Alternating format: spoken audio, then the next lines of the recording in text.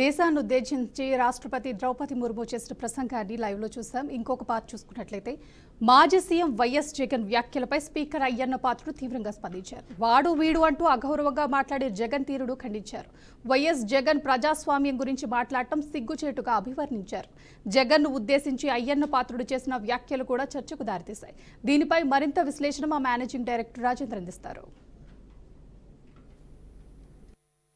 ఇవాళ ఆంధ్రప్రదేశ్ స్పీకర్ అయ్యన్న పాత్రుడు ఒక స్వాగతం పలుకుతున్నాడు. ఎవరికి? కేవలం 11 మంది ఎమ్మెల్యేలతో మిగిలిపోయిన మాజీ ముఖ్యమంత్రికి. ఏమని?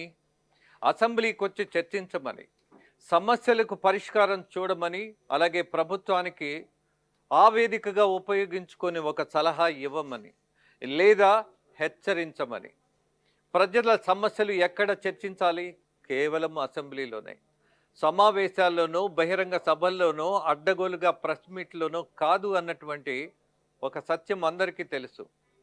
నిలబెట్టగలిగితే అసెంబ్లీలో ముఖ్యమంత్రిని మనం కడిగేయచ్చు ఏదైనా ఆధారం దొరికితే అన్నది సత్యమైనప్పుడు దాన్ని నమ్మే నాయకులు అసెంబ్లీకే వెళ్ళాలి. అసెంబ్లీ తప్ప మరొక ప్రదేశం లేదు ప్రభుత్వాన్ని ఎండగట్టడానికి, ప్రతిపక్షానికి. ఎక్కడ ఏది మాట్లాడినా జనం లైటర్గా ఇదేదో రాజకీయ సభ, అలాగే రాజకీయ ప్రయోజనంతో మాట్లాడిన మాట అన్నటువంటి భావన ఉంటుంది. కానీ అసెంబ్లీలో ఆథెంటికేటెడ్గా ఉంటుంది. ప్రతి మాట విలువైనది, ప్రతి వాక్యం అర్థవంతమైనది, అలాగే ప్రతి చర్చ ప్రజల కోసమే. మరి అలాంటి ప్రదేశాన్ని వదిలేసి, దేవాలయం లాంటి అసెంబ్లీని వదిలేసి ఎక్కడ పడితే అక్కడ వాడు వీడు అని మాట్లాడడం అవసరమా? అదే జనం అడుగుతున్నారు. అలాగే ఇవాళ అసెంబ్లీ స్పీకర్గా ఉన్న అయ్యన్న పాత్రుడు కూడా ప్రశ్నిస్తున్నాడు జగన్మోహన్ రెడ్డిని. బాబు నువ్వెందుకు రాలేవు అని. కానీ ఈ బిడ్డకు వచ్చినటువంటి సమస్య ఏంటి అని ఒక ప్రశ్న వేసుకుంటే, మేబీ 11 మందితో అసెంబ్లీకి వెళ్ళలేను, గత ప్రభుత్వంలో 151 మంది ఎమ్మెల్యేలతో ఒక పెద్ద ఊరేగింపుగా, ఒక రారాజుగా అదే అసెంబ్లీలో కాలు పెట్టినటువంటి నాయకుడు ఇవాళ ఈ 11 మందితో వెళ్ళటం అనేది కొద్దిగా ఇబ్బందిగా అనిపిస్తుందా? అలాగే ఇవాళ అసెంబ్లీకి వెళితే వచ్చేటటువంటి విమర్శలు, అలాగే పరిశోధనల్లో వాళ్ళు వేసేటటువంటి ప్రశ్నలు, కొత్తగా వచ్చిన ఎమ్మెల్యేలు కూడా మాజీ ముఖ్యమంత్రిని నిలబెట్టి అడిగే పరిస్థితి అసెంబ్లీలోనే సాధ్యపడుతుంది. మరి గత ప్రభుత్వంలో జరిగినటువంటి అనేకమైనటువంటి లోటుపాట్లు, అవినీతి కార్యక్రమాలు, ఇవాళ సిట్టు దర్యాప్తులో తేలినటువంటి అంశాలు, లిక్కర్ స్కామ్కు సమాధానం చెప్పగలిగేది కూడా అక్కడే. దాన్ని ఎందుకు మిస్ అవుతున్నారు? దాంతోపాటు అనేకమైనటువంటి ఆరోపణలు ఉన్నాయి. లిక్కర్ స్కామ్తో అనేకమైనటువంటి స్కాములు ఉన్నాయని. మరి ఎందుకు భయపడుతున్నారు? భయపడుతున్నట్టుగా ఎందుకు ప్రవర్తిస్తున్నారు? ఇదే ఇక్కడ సమస్య.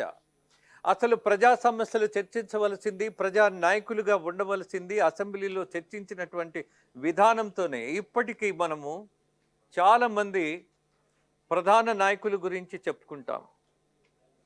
పుచ్చలపల్లి సుందరయ్య సైకిల్ వేసుకొని అసెంబ్లీకి వెళ్ళినాడు. పెళ్లి చేసుకుంటే పిల్లల కోసం మళ్ళీ ఎక్కడ డైవర్ట్ అవుతానో, ప్రజల కోసం బతకాలని పెళ్లి కూడా చేసుకోనటువంటి పుచ్చలపల్లి సుందరరామిరెడ్డి. గుర్తుంచుకోండి, అండర్లైన్ చేసుకోండి. కానీ రెడ్డి అనేది ఎవరు గుర్తించలా. పుచ్చలపల్లి అనగానే చేతులెత్తి నమస్కరించేటటువంటి లక్షణం చాలా సహజంగా వచ్చేస్తుంది చాలామంది జర్నలిస్టులకు, పొలిటీషియన్స్కు, ఆయన దగ్గరగా చూసిన వాళ్ళకు. మరి ఈ రాజకీయం మర్చిపోయాం. అలాగే రాజశేఖర రెడ్డి ఇవాళ జనం గుండెల్లో ఎందుకున్నాడు? ఆరోగ్యశ్రీ అన్న ఒకే ఒక పథకంతో, అలాగే ఫీజు రియంబర్స్మెంట్ అనేటటువంటి ఒక విద్యాదానంతో. మరి ఆయన అంత గుర్తించినప్పుడు అసెంబ్లీలో ఒక జీవో పాస్ చేయబట్టే కదా. అలాగే ఆయన అసెంబ్లీలో ప్రతిపక్ష నాయకుడిగా చంద్రబాబుని ఎన్నిసార్లు అటాకింగ్గా అనేకమైనటువంటి విషయాల మీద మాట్లాడారు. మనకు 11 మంది ఉన్నారా, 100 మంది ఉన్నారా, 152 మంది ఉన్నారా? సమస్య కాదు ఇక్కడ. మనం నిజాయితీగా ఉన్నామా లేదా? పోనీ నిజాయితీ వదిలేద్దాం. రాజకీయాల్లో దొరకదు, కుదరదు అని కొంతమంది అంటారు. ఫైన్. మరి లోతైనటువంటి అధ్యయనం ఉండాలిగా. ఇవాళ P4 మీద మాట్లాడుతున్నారు కొంతమంది. అది కుదరదు అని సలహా ఇవ్వచ్చు. అలాగే అనేకమైనటువంటి విషయాల్లో అవినీతి చేస్తున్నారు అని ప్రెస్ మీట్లు పెడుతున్నారు. అది అసెంబ్లీలో పెట్టండి, అసెంబ్లీలో నిలబెట్టండి, కడగండి. జనం మీకు పాలాభిషేకం చేస్తారు. కానీ mister Jaganmohan Reddy and his batch మీరు చేయాల్సింది వదిలేస్తున్నారు. ఏది చేయకూడదో అది చేస్తున్నారు. వాడు వీడు అనడం అనేది మానేయకపోతే మిమ్మల్ని అందరూ వాడు వీడనే మాట్లాడతారు. ఇక అది అవసరమా? అది ఆహ్వానిస్తున్నారా? అలా కాదు కదా. ఇవాళ జనం ఆశిస్తున్నది ఒక మెచ్యూరిటీతో కూడినటువంటి రాజకీయం. ఎలా పడితే అలా అడ్డగోలుగా ప్రవర్తించే వాళ్ళను గుర్తించేటటువంటి దశలో ఇంకా పౌర సమాజం లేదు లేదు లేదు. ఇది కుదరదు కుదరదు కుదరదు. అందుకే అయ్యన్న పాత్రుడు రమ్మన్నాడా, ఆయన పిలిస్తే నేను వెళ్ళాలా అనేది ఎవరికి ఆ భావం అక్కర్లా. ఒకరు రమ్మన్నా రమ్మనకపోయినా జనం మీరు వెళ్ళి అసెంబ్లీలో కూర్చొని మీరు మా గురించి మాట్లాడి ప్రజాభ్యుదయం కోసం, అలాగే ఇవాళ ఉన్నటువంటి ప్రభుత్వం పొరపాటు చేస్తే ఇది మీకు మంచి వేదిక అన్నటువంటి ఒకే ఒక లక్ష్యంతో మిమ్మల్ని అసెంబ్లీకి పంపారు. మీకున్న సంఖ్య కాదు, మీకున్నటువంటి ఒక కాన్సెప్ట్, మీకున్న సంకల్పమే ఇక్కడ బలం. మీకుండేటటువంటి సంఖ్యాబలం కాదు. ఒక వ్యక్తిగా దేశానికి స్వాతంత్రం తీసుకొచ్చినటువంటి వాళ్ళు ఎంతోమంది గాంధీ మహాత్ముడిని ఎందుకు గౌరవిస్తున్నారు? ఒక్కడే సుభాష్ చంద్రబోస్ విప్లవాత్మకమైనటువంటి పోరాటం చేసిన వాడు ఒక్కడే, అదే వివేకానంద స్వామి. ఆయన గురించే ఇప్పటికీ మనమందరం గొప్పగా చెప్పుకుంటాం. మరి ఇది ఒక్కడి వల్ల అయినప్పుడు మీ వల్ల ఎందుకు అవ్వదు అని ఎవడికి వాడు ఆలోచించుకోవాలి కదా. అందుకే అసెంబ్లీకి వెళ్ళమంటున్నాం, అందుకే అసెంబ్లీకి రమ్మంటున్నారు. వెళ్ళండి, అక్కడ తొడగొట్టండి, అక్కడ మాట్లాడండి, అక్కడ కడిగేయండి, అక్కడ సత్యం ఉంటే వాదించండి. జనం మీకే స్వాగతం పలుకుతారు రాబోయే రోజు.